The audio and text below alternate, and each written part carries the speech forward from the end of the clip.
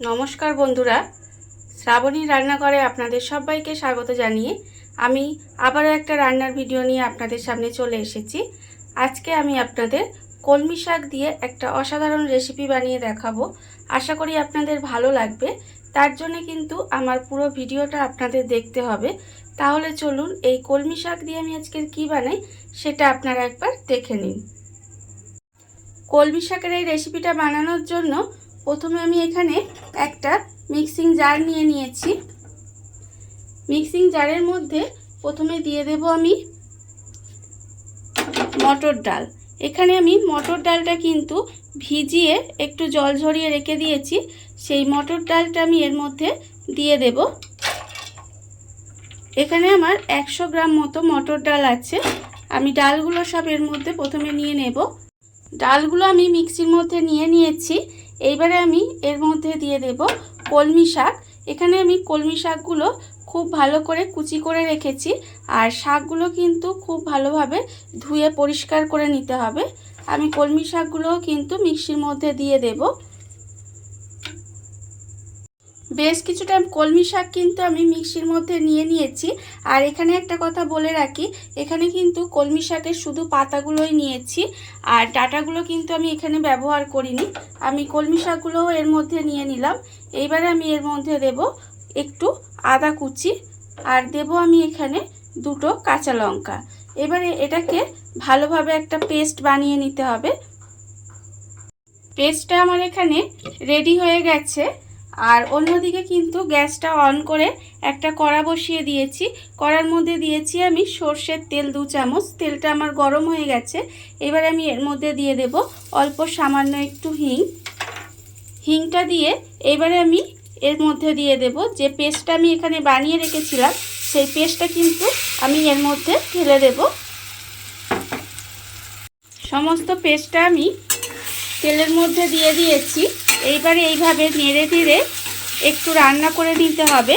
যতক্ষণ না পর্যন্ত দেখবেন কড়া থেকে উঠে আসছে, ততক্ষণ এইভাবে আমি একটু নেড়ে নেড়ে রান্না করে নেব। আর এই সময় আমি এর মধ্যে দিয়ে দেব আন্দাজ মতো নুন, আর দেব আমি এখানে অল্প একটু হলুদের গুঁড়ো, আর আমি এর মধ্যে দেব অল্প একটু লঙ্কার গুঁড়ো দিয়ে এবার সমস্ত কিছু খুব ভালোভাবে মিশিয়ে নেব। মিশিয়ে এইভাবে একটু নেড়ে নেড়ে প্রায় 5 থেকে 10 মিনিট মতো রান্না করে নিতে হবে। আপনারা দেখলেই বুঝতে পারবেন যে রান্নাটা হয়ে গেলে কড়া থেকে সুন্দরভাবে উঠে আসবে, তখন বুঝবেন যে হয়ে গেছে। দেখুন আপনারা, আমি কিন্তু এটা 5 থেকে 7 মিনিট মতো এইভাবে একটু রান্না করে নিয়েছি। দেখতেই পাচ্ছেন যে সমস্তটা কিন্তু কড়া থেকে উঠে এসেছে। এইবারে ভাববেন যে এটা হয়ে গেছে। এবারে এটা আমি নামিয়ে একটু ঠান্ডা করে নেব। প্লেটের মধ্যে ঢেলে একটু ঠান্ডা করে নিয়েছি। তারপরে খুন্তির সাহায্যে আর হাতের সাহায্যে একটু চেপে চেপে ওপরটা সমান করে দিয়েছি।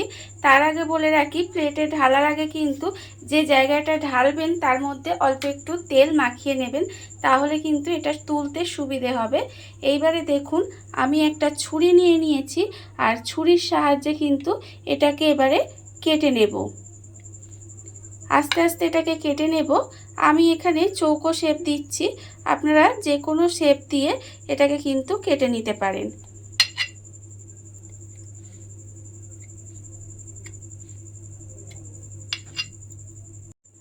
চৌকো করে কাটা হয়ে গেছে।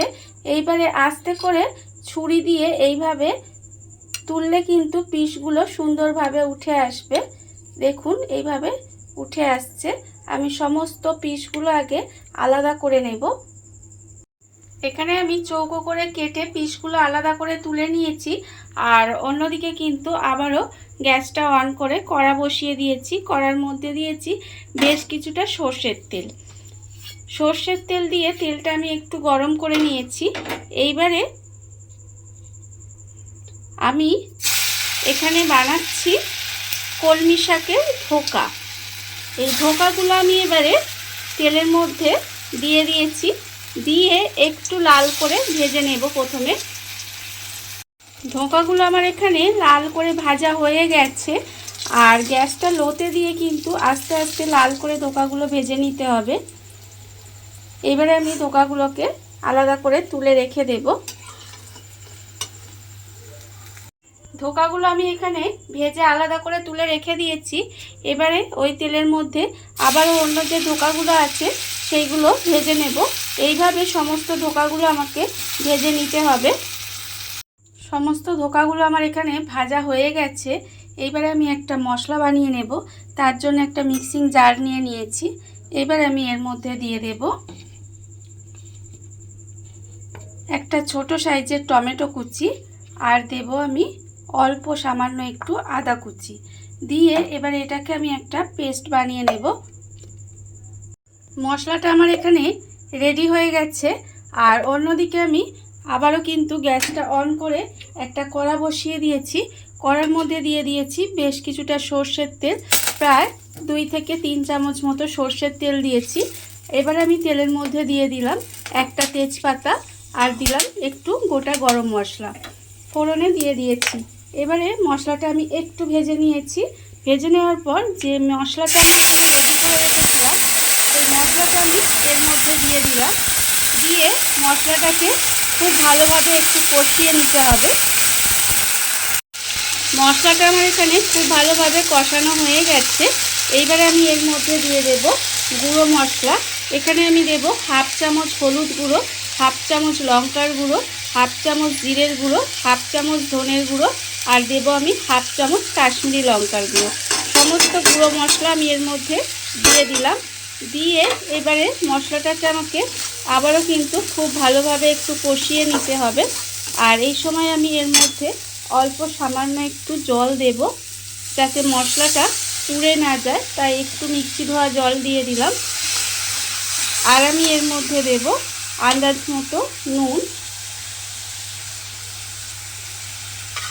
দিয়ে খুব ভালোভাবে মশলাটা কষিয়ে নেব। মশলাটা আমার এখানে খুব ভালোভাবে কষানো হয়ে গেছে। মশলা থেকে কিন্তু তেলও ছেড়ে দিয়েছে। এই সময় আমি এর মধ্যে দিয়ে দেব অল্প সামান্য একটু চিনি। স্বাদের ব্যালেন্সের জন্য আমি কিন্তু একটু রান্নায় চিনি ব্যবহার করি। অল্প একটু চিনি দিয়ে দিলাম। দিয়ে এবারে চিনিটাকেও খুব ভালোভাবে মিশিয়ে নেব। চিনিটা খুব ভালোভাবে মিশে গেলে তারপরে আমি এর মধ্যে দিয়ে দেব অল্প সামান্য একটু জল। আমি কিন্তু মিক্সিটা ধুয়ে অল্প একটু জল দিয়ে দেব। আর এর মধ্যে কিন্তু খুব বেশি জল আমি দেব না, এই অল্প একটু জলই দিলাম। দিয়ে এবার এই গ্রেভিটাকে একটু ফুটতে দিতে হবে। গ্রেভিটা আমার এখানে খুব ভালোভাবে ফুটে গেছে। এবার আমি এর মধ্যে একটা একটা ধোকা দিয়ে দেব। যে ধোকাগুলো আমি ভেজে রেখেছিলাম সেটা আমি এর মধ্যে দিয়ে দেব।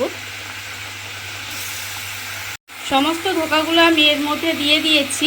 এবারে এগুলোকে একটু উল্টে পাল্টে দিয়ে রান্না হতে দেব প্রায় 5 থেকে 10 মিনিট মতো। ধোকাগুলো দিয়ে আমি 10 মিনিট মতো এইভাবে একটু রান্না হতে দিয়েছিলাম। দেখুন রান্নাটা কিন্তু আমার হয়েই গেছে। এবারে আর কিছুই নয়, নামানোর আগে এর মধ্যে অল্প একটু গরম মশলা গুঁড়ো দিয়ে দেব। দিয়ে খুব ভালোভাবে মিশিয়ে গ্যাসটা অফ করে দিলেই কিন্তু রান্নাটা আমার এখানে রেডি হয়ে যাবে। দেখুন বন্ধুরা, বাড়িতে থাকা কত অল্প উপকরণ দিয়ে কত অল্প সময় কত সুন্দর একটা কলমি শাকের রেসিপি তৈরি হয়ে গেছে, মানে কলমি শাকের ধোকা তৈরি হয়ে গেছে। আপনারা দেখতেই পেলেন। আর এটা কিন্তু একবার হলেও আপনারা বাড়িতে বানিয়ে দেখতে পারেন, ভীষণ ভালো খেতে হয়। যে কোনো নিরামিষ দিনে কিন্তু এইভাবে কলমি শাকের ধোকা বানিয়ে নিতে পারেন। আর এই ভিডিওটা যদি আপনাদের ভালো লেগে থাকে, আপনারা যদি ফেসবুক থেকে দেখে থাকেন পেজটি ফলো করে দেওয়ার অনুরোধ রইল। আর যদি ইউটিউব থেকে দেখে থাকেন চ্যানেলটি সাবস্ক্রাইব করে নেওয়ার অনুরোধ রইল। তাহলে চলুন ভিডিওটা আমি এখানেই শেষ করছি। আপনারা সবাই ভালো থাকবেন, সুস্থ থাকবেন। আবারও হাজির হব নতুন কোনো রান্না নিয়ে।